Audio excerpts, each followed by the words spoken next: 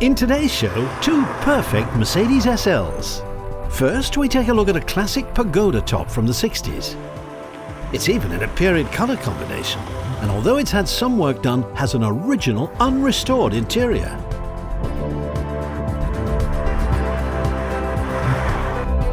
Then later, the car that replaced it, the R107 SL.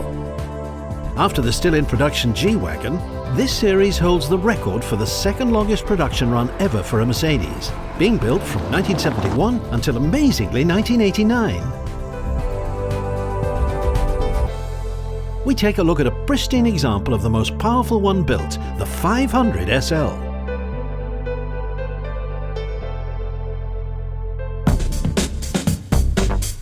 So, to our first car, a classic among classics. The Pagodas were first introduced in 1963, and they had a 2.3 litre engine in them, and that ran until 1967 when they changed it up to a 2.5 litre. They put a 7-bearing crank in it and uprated it to a 2.5 litre engine. But again, that only ran for about a year when they upgraded it once more to a 2.8 litre.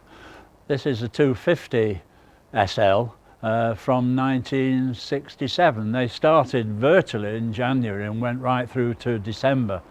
But the 250 they produced about 5,196, I think, to be accurate, in that period.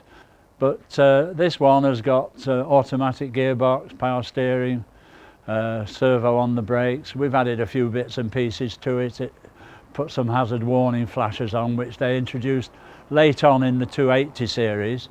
This particular car has got the sideways facing rear seat where you can just about squeeze somebody into it. It's generally intended for children and fairly small people that can get in and out. You've got to be quite flexible to get in and out of it. I once got my mother in the back seat of the car, but we had one heck of a job to try and get her out again. There's not a lot of room in the back because you've got the soft top hood that folds away in a box affair that's behind the passenger and the driver's seat. And so you've got a limited amount of space in the back. They did produce some for the American market that didn't have a soft top. And these were the sort of Californian coupe, as they call them. Whereas once you took the roof off, if it was a nice sunny sort of area, you were fine. But in England, they weren't particularly practical. The hard top on these is a very elegant and very heavy piece of equipment. It's glass and metal, and it does take two of you to lift it off. You've got to be fairly fit and sort of robust to do so because they are extremely heavy. It's not the thing that you do lightly. You maybe do it at the start of the summertime and leave it off for the winter when you've got the very good soft top furled away there, which is waterproof, windproof, and still gives you fairly good visibility. But the visibility with the hard top on is extremely good because it's got a very high window area, and it's got rear quarter windows, which again are quite deep. So you've got good all-round visibility with this sort of pagoda roof shape, which is reminiscent of the Chinese pagodas, and hence that's why it got the name of the Pagoda. It wasn't originally called the Pagoda. Mercedes called it the 230, 250, 280 SL. But the name gradually stuck, and it's been known as the Pagoda ever since. Or in German it's a Pagoda because it ends in an E and not an A. Yep, Alan's pretty clued up on the Mercedes, also owning a Ponton Cabriolet, as well as being a leading light in the local Mercedes Owners Club. I've had the Pagoda for about 25, 26 years now. At the time I was looking for a sports car that I could enjoy for the summer months, and I looked at Mercedes and maybe E-Type Jags and so on, and eventually I plumped for the Mercedes, and we found this one in Bollington near Macclesfield. It was owned by a farmer guy out there who'd bought it for his wife, and she found it was a bit too hard work to drive. So I picked it up from him. It was in fairly good condition in appearance, although subsequently over the years it started to deteriorate. We did some rebuilding on it, but all the chrome was there, which at the time was quite critical because chrome parts on these things are quite expensive and sometimes difficult to source. I ran it for probably about 2 or 3 years. And appearance wise it was getting to be a little bit tired, so eventually I bit the bullet and decided that I'd order several body parts and panels for it, wings, rear quarter panels and so on. And then I found somebody in the local Bolton area that could sort of rebuild it for me, because they were getting little bubbles and blisters on the wing edges and round the headlamps and so on. And if you see a bubble that's a 2-inch across, by the time you've got to the bottom of it, it's something like 6 or 8 inches across. So it's, you know, at least 5 or 10 times worse than what you see. So I knew it was going to need doing. So, and eventually it was taken off the road for about, probably about 12 months or so. And this guy pulled all the wings off and put new ones on, new sills, new boot floors, new front panels, various bits and pieces. And then it was repainted, and that was way back in 1991, 92. And since then it's just been treated and polished and cleaned, and it had a repolish and a rebuffing about 4 years ago to bring it back up to standard again. The colour of the car is an original Mercedes colour from the period of the 60s. It's what they call in Germany hell beige or pale beige, with a dark brown, Havana brown hood, soft top and hard top, which is the same colour. And it also matches the colour of the hubcaps, which was a quirk of the period where they painted the hubcaps the same as the roof. The guy that painted it was originally quite a fanatic on black cars, and he wanted to paint it black and said, "What do you think?" And I said, "Well, I don't know." And I had a model of the car, so I pulled it apart, painted it black and put all the bits of chrome on it on the model and looked at it, and I thought, no, it doesn't look right. So we kept it to the beige, and that's what he did. And the interior matches the colour of the outside of the car. It's in a dark brown MB Tex. It's like a vinyl, but it's a very tough vinyl, and it's got the appearance of leather, but it's very tough, very hard wearing, and it's still original in this car. There's an odd cut in it which we've stuck back together, and it's held up quite nicely, but it still looks as good as the day it was produced. And a lot of the cars of that period had that material in them, and it's very, very hard wearing. The amazing condition of the interior is just one indicator of the quality of this car. As many people say, it's from a time when Mercedes were building cars properly. People often ask me, what does it do to the gallon? And quite often I say, I don't really know. If it needs petrol in, I put it in.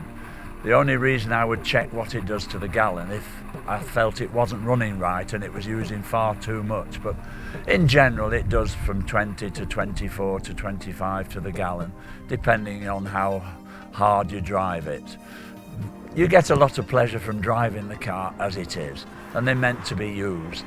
You go out in one of these and you arrive in style. It's not how quickly you get there or how much it's cost you to get there in terms of the fuel that you've used. It's the style in which you get there and you arrive, and you're making a statement that at least you've got some sort of taste.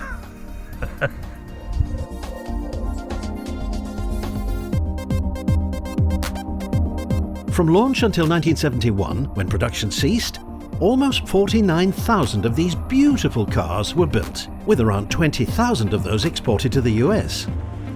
Those cars mainly had lower gearing to give faster acceleration, but of course lower top speeds. Both automatics and manuals were available. There was even a 5-speed ZF gearbox option until 1969.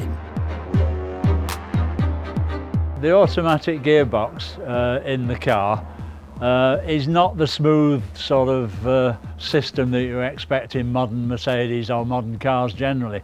It's a very sort of clunky sort of gear change. You do know when it changes, so you always know what gear you're in this thing. Although it's a nice car to drive and it's very comfortable, but you do feel the gear changes when they take place.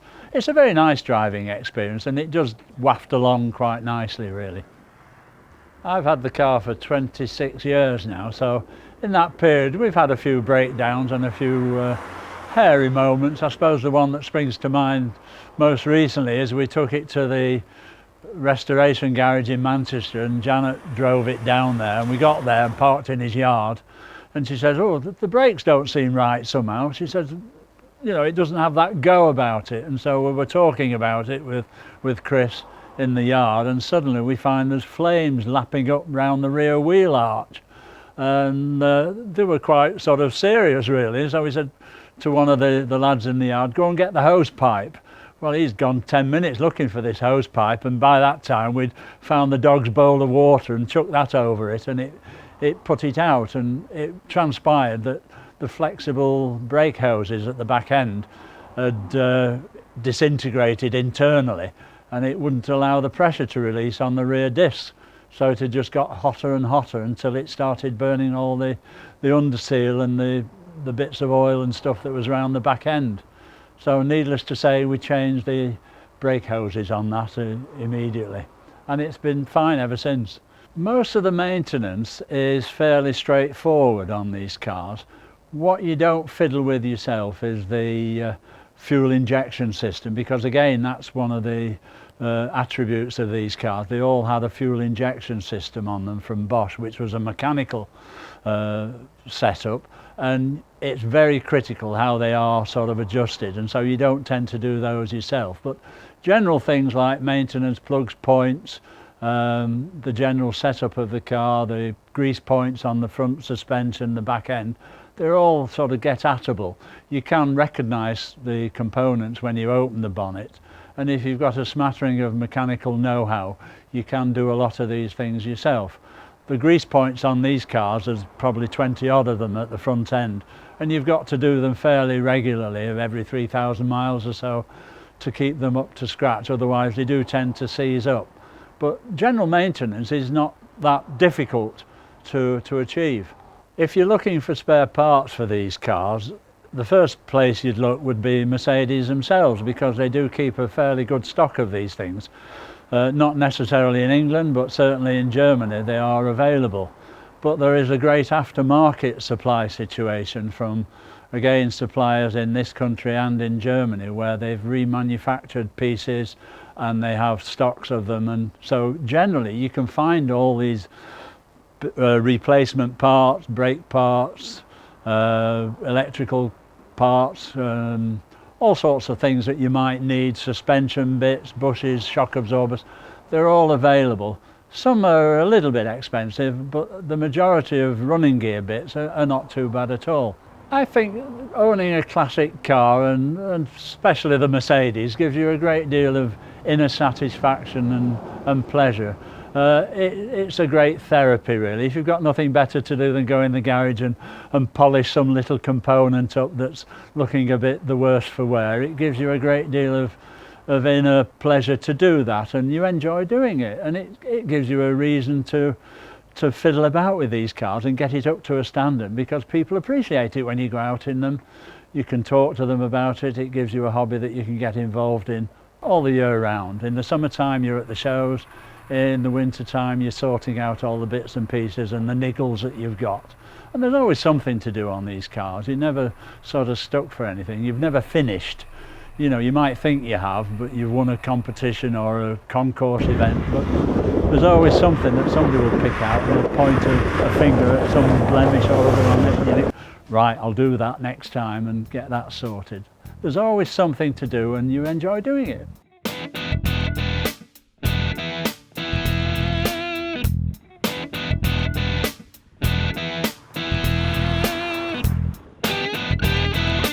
The Mercedes Pagoda SL, truly a classic among classics.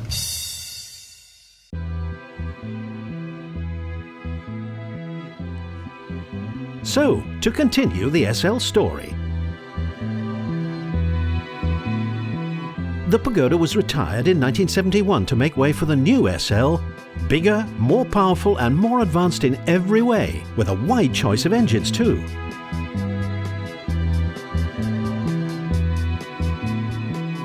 Now let's talk to the proud owners of this superb Mercedes, Jeff and Chrissy Morris.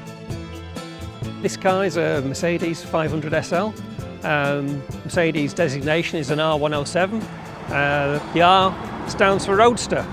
This car was built in 1986. They were actually built for about 18 years. From about 1972 to about 89 they changed over to the next model. Very, very popular, made for a long, long time. The next one had to be a huge change. So they made it very high tech, which this one is not. The R107 series took over from the Pagoda. Smaller and lighter than these. I think they decided they needed something a bit meatier. So the way this is often described, it's got an E-Class chassis with S-Class engines covered in a sports car body. SL stands for Sports Light, but it's not light. The Germans call it the Panzerwagen, but it's built like a tank. So very, very solid, made the way Mercedes should be made. The engine in this one is the 5 litre, so it's a V8, 245 horsepower, which will do 145 miles an hour. They made them with 280s up to a 5.6 litre engine. The 5.6 litre engine was made for the American market. They were muffled by their emission regulations, so the 500 is actually more powerful than the 5.6. In the Mercedes brochure of the day, they describe it as buying 3 cars in one, because you got the hard top, the soft top, and then obviously the convertible. The price of it, you would think you're buying 3 cars, so I think that's why they came up with that logo. The nice thing with this is when the soft top goes down, the car is completely flat. You see a lot of cars where the convertible comes down and there's an awful lot of roof has got to be folded somewhere. With this one it all disappears, so it looks great. The hardtop on this we put on just in the winter. We have an electric winch to take it off. It is possible to take it off by hand.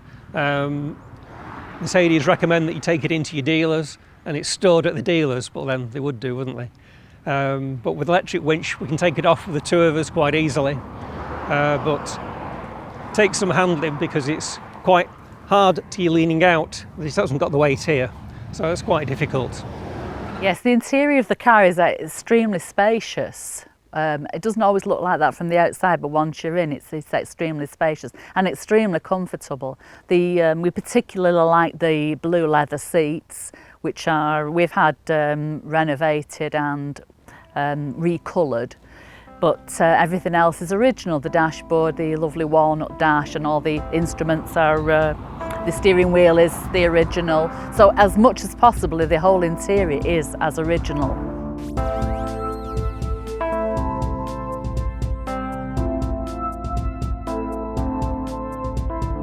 Up until 1989, Mercedes built just over 237,000 SLs and 63,000 of its sister car, the SLC. That was a longer wheelbased 4-seater coupe with basically the same running gear and engines.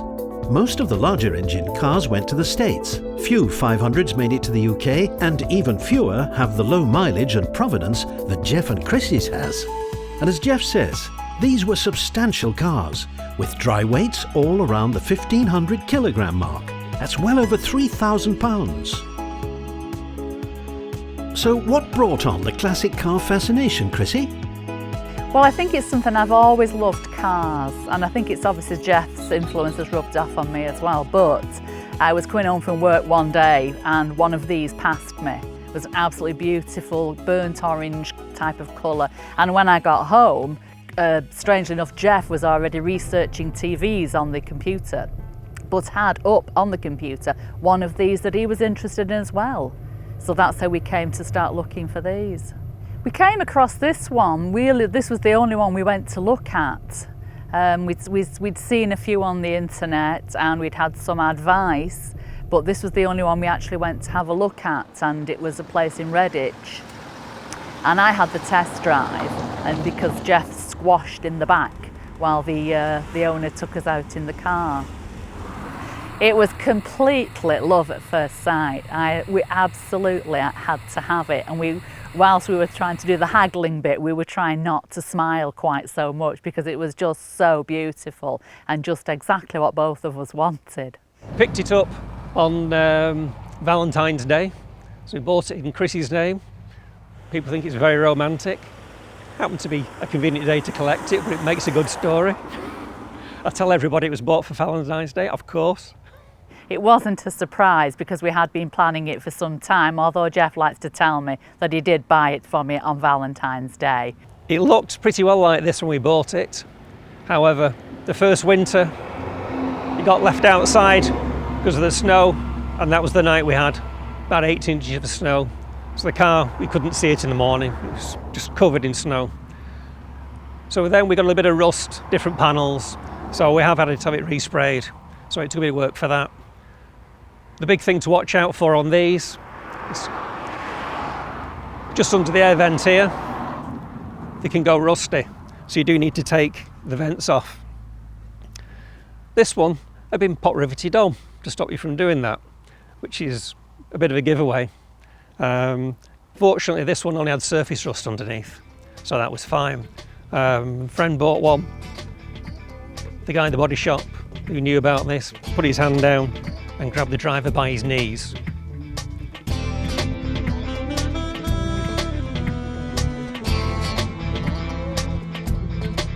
Unlike the Pagoda, the previous model, which had quite a few aluminium panels, the R107 was all steel, and inevitably on a car of this age, rust can be an issue. Fortunately, there are specialists in most markets these days who can keep an SL on the road without it costing a fortune. Spares availability is pretty good too. Unrivaled as a long-distance cruiser, Jeff and Chrissy use their SL regularly and enjoy its creature comforts as well as its silky smooth V8 power.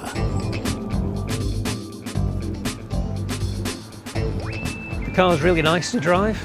It's 26 years old, however it works really well. Very, very smooth, very, very easy to drive, very comfortable. It goes over potholes and sleeping policemen much easier than our modern car does, and very, very quiet, very smooth. When you put your foot down, totally different.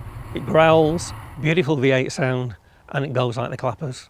The driving experience in this car, I always feel when you get into it, it's like stepping back in time and there's no need to rush.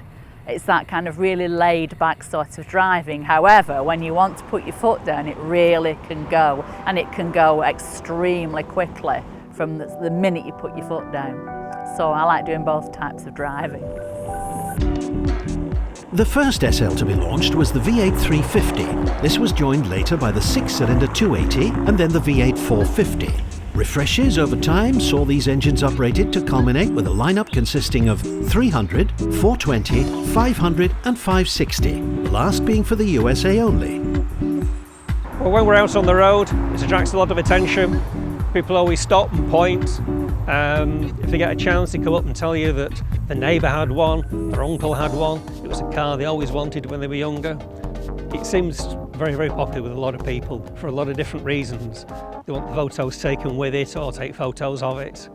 Well, we have been with the car on quite a few. We've done lots of car rallies. The longest we did was we took the car to Lons in France for a long weekend, which was excellent. Lots of lovely driving around the surrounding areas and a village circuit on the Sunday. We've also enjoyed doing the Manchester to Blackpool car run, which takes about all day to get there, going through all the most wonderful countryside and lanes, and that's always a really nice trip. We've also done the coast to coast, which is Morecambe to Scarborough, and that was also fun on beautiful weather, lovely roads, lovely company, and lots of lovely classic cars. We went to Carfest we were in the paddock with all the supercars, fabulous cars there. We thought an hour's, but no, people came along, ignored all the supercars. They wanted the photos taken with this. Please come have our photo taken. Would you take our photo? Can we sit in it? Because they knew somebody that had got one or they'd seen one on the movies. We were really surprised how popular it's been. We were waiting to go on the track one day. A guy came over. He had a beautiful 1926, I think it was, Rolls Royce. And he said, "You're my number 2. we looked very, very puzzled. So we said, well, of all the cars here, there's about 100 supercars. There was Chris Evans' 7 Ferraris, there was Nick Mason's 7 racing cars, there were 7 cars worth over $1 million. He said, of all those here, the one I'd most like to take home is the E-Type Jag. Absolutely mint condition. This is number 2. So in that company, I thought number 2 wasn't bad. Sometimes get unusual reactions from men, because one of our friends commented to Jeff as I was driving the car away after one of the shows, "Oh, you don't let your wife drive your car, do you?" And Jeff said, "It's my wife's car, she lets me drive it." In truth, both Chrissy and Jeff drive it, and both took a share of wheel duties during our filming day.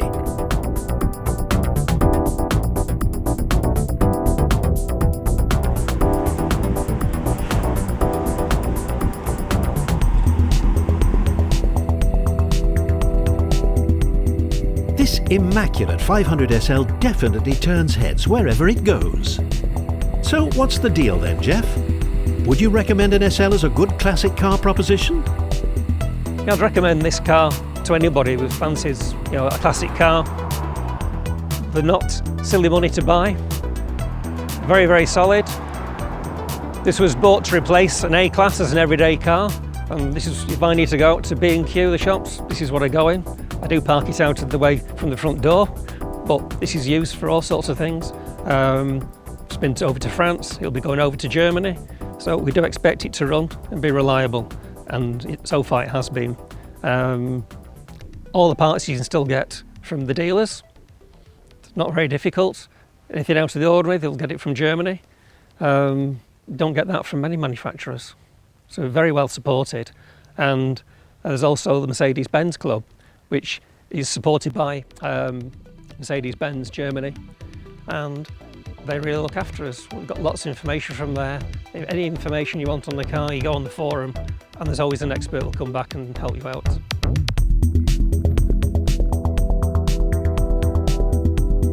The Panzerwagen it may have been called, but you can certainly see the appeal. Let's leave the last word to Chrissy. Well, in terms of cars, I long have wanted a Porsche 911. However, having had this car now for 4 years, I wouldn't swap it for anything. It's absolutely fantastic, and I love it.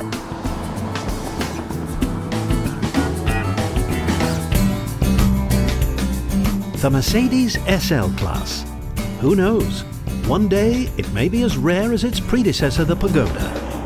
In the meantime, it makes a great practical classic to buy now and keep for a good few years.